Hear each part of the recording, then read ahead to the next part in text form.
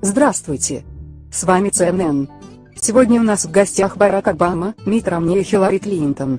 Итак, начнем. Расскажите о сегодняшней ситуации в мире. В настоящий момент ведем безуспешные переговоры с НАТО об Украине. Следующий шаг — Центральная Азия, а начнем действия с 17 марта с Кыргызстана. Хотелось бы сказать, что нам было трудно уговаривать оппозицию, мы потратили огромные деньги и договорились на 17 марта организовать Кыргызский Майдан в регионе. Но, господин президент, молодежь Кыргызстана разоблачает наши планы и не поддается провокации в лице партии РУЛ, и наши спецслужбы бессильным, наши планы раскусили полностью. А кто такие РУЛ? Разве есть такие партии, которые действительно защищают интересы страны?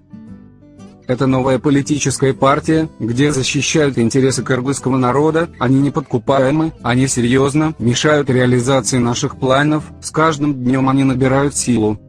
Спецслужбы давно работают над этим вопросом, говорят, что они любят свою страну и всегда отстаивают интересы кыргызского народа, с ними договориться очень сложно. Наверное, нам придется сдать позиции в этом регионе и вывозить Ганси, полностью спрятанную под нашим посольством в Кыргызстане. Я с вами полностью согласна, кыргызы — это великий народ. Кыргызский народ самый мудрый и древний, у них свои ценности, и мы не учли это. Спасибо за эфир, до новых встреч.